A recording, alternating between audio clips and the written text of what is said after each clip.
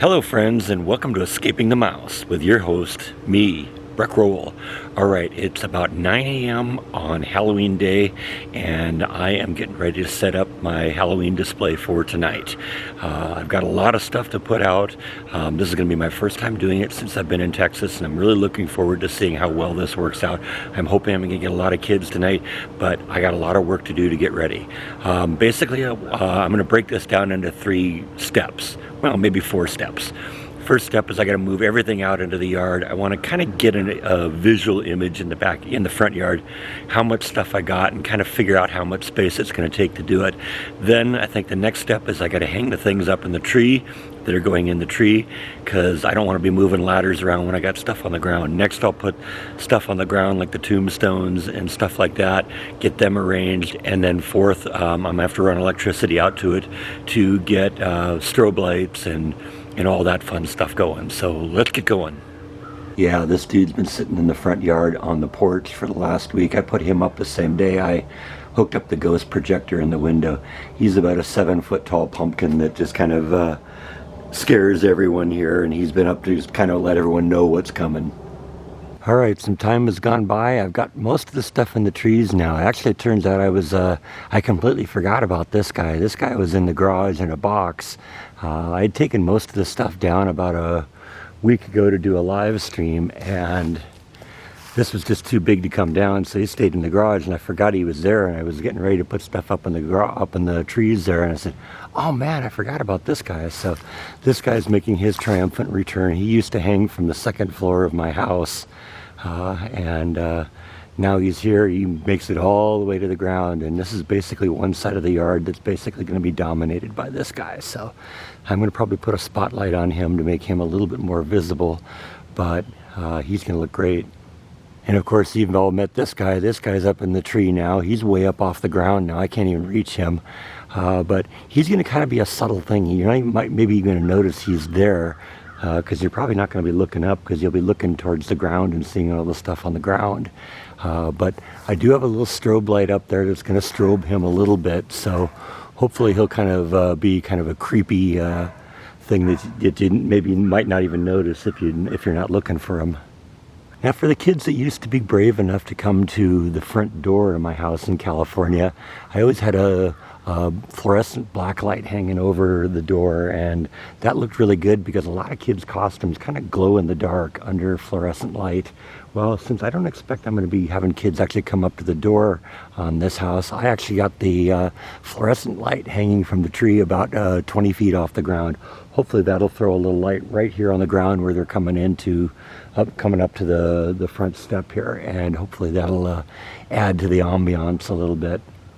Now, another thing that I've had that's sort of become a permanent fixture on my Halloween display are these tiki torches. I actually bought them just for entertainment purposes, when I was entertaining my backyard during the summer. But I thought, you know what, they're kind of wrought iron-y. Well, they are wrought iron, and they're gothic looking, and they look fantastic on Halloween to light up the house a little bit. So I'm going to use these again. They're going to be right along the street, and I think they'll look fantastic. Now, there's actually kind of a funny story I want to tell you about these. Now, I told you I've used those tiki torches in the past in my house, in my Halloween display in California. And there was kind of a funny story that happened a number of years ago.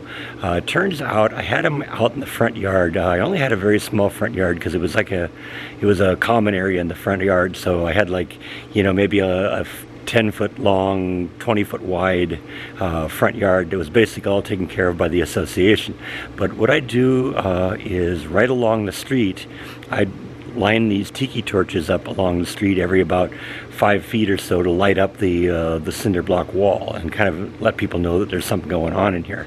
And one year I had the police show up at my house on Halloween night. Now, since my yard display was sort of epic scary and a lot of kids didn't want to come into the backyard where all the stuff was, I tended to wait in the backyard and watch for kids to come because I wanted everybody to get candy even if they were too afraid to come into the backyard. So I was in the backyard. I saw this police officer roll up in front of my house. As I saw him get out of the car, I saw him kind of just shake his head like this. And at that point I figured, oh, something's going on. I'm gonna go out and talk to him. Well, it turns out my next door neighbor had seen the tiki torches. You gotta remember, these tiki torches maybe have a flame that's maybe 4 or 5 inches tall off the top of the tiki torch. The nearest tiki torch was about 2 feet from the neighbor's house, and apparently the neighbor had freaked out about this and called the police on this. And like I said, the cop came up and took a look at the situation, and I knew right off the bat that that I'd won the argument, because he just kind of shook his head at it. But he came up. I went up to him and said, "What's the problem?" He says, "Well, your neighbor says they're concerned about this tiki torch lighting their house on fire." I said, so I wanted to be the peacemaker, so I said, well, okay, so if I put that one out, we're okay? And he says, I don't know, I'm gonna go talk to her. Well, he's in talking to her, the fire department rolls up. And so now I got the police and the fire department in front of my house on Halloween night, full of trick-or-treaters looking around and wondering what's going on. Lights are flashing and the whole thing. And they go in finally, and just to make peace, I don't want to make any trouble for the police. Their life is difficult enough as it is. So I said, you know what, I'll just take him down. He said I could move him in the backyard or something. I said, no, I'll just take him down. I don't want to create a problem.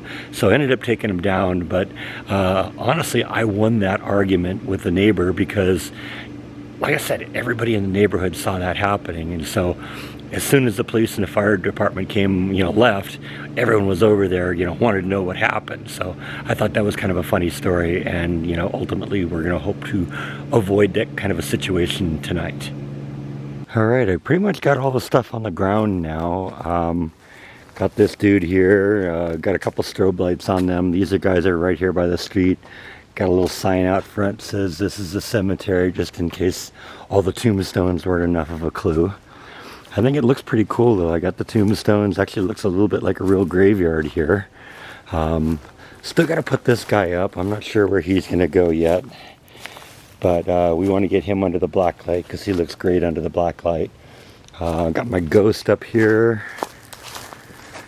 I'm being careful here. I don't want to show too much of the house, but got him here, and a little black light showing on him, so that hopefully he'll light up a little bit.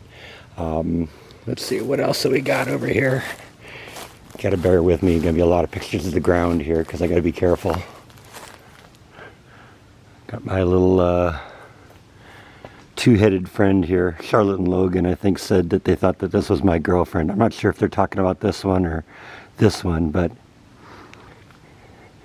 that one's ready there. I got him on, on a rope there, so we can have him swinging around here. That'll look kind of creepy. I got a strobe light on that. Got my little witchy guys here. My witch string of lights here. They look pretty cool. So I think there's actually going to be one more area that I'm going to probably deal with here, and that is I'm going to add some sound to this, I think. I've got a sound system I'm going to try and bring out here, and I got some spooky CDs I play in the background, and that kind of adds to the ambiance. So I think we're going to try and get that set up, and we'll catch up with you in a little bit.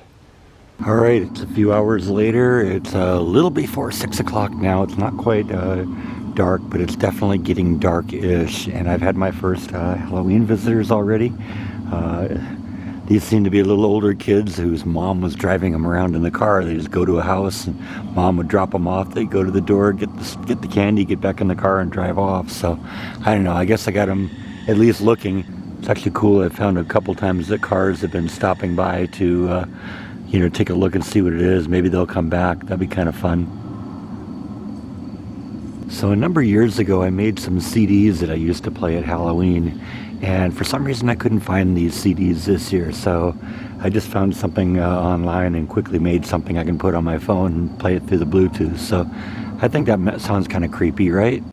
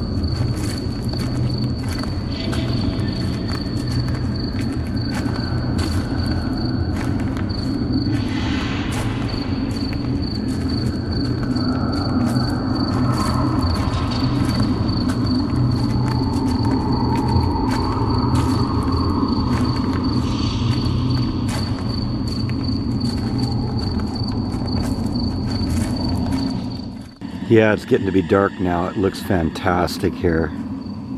Strobe lights look great. I love the effect of the open flame. That always looks great. That guy looks great. I've gotten so many compliments from the neighbors.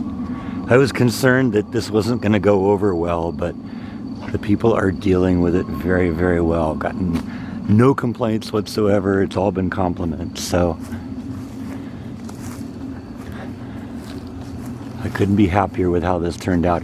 Hasn't been an enormous number of kids, and that's a little bit disappointing, but I've discovered that this is one of these things that needs to grow a little bit. I didn't get a lot of kids the first time I did this in California either, and it grew into something that I had kids come up to me and said, "Oh yeah, I came to your house, for 10 years, and that was just a ritual for Halloween every year. I'd come to your house every year." And so this may just take a little time to build up, but if nothing else, it's been a great opportunity to get to know some of the neighbors.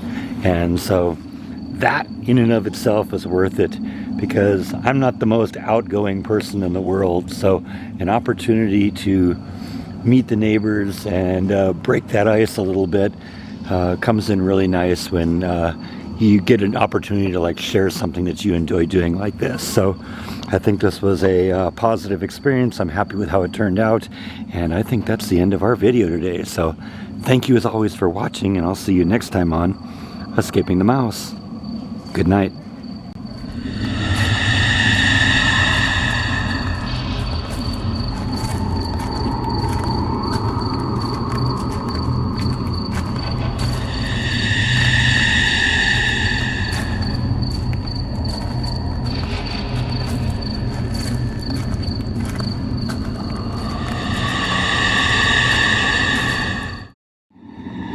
All right, a little time has passed, and I have to admit that initially I was concerned that I didn't really have a whole lot of kids come and visit me, because at the time it was 21, 22 kids, and it seemed like it was all winding down. And shortly after I shot that last scene, it started getting a little darker, and some of the older kids come out, and that really shot the number of visitors that I had.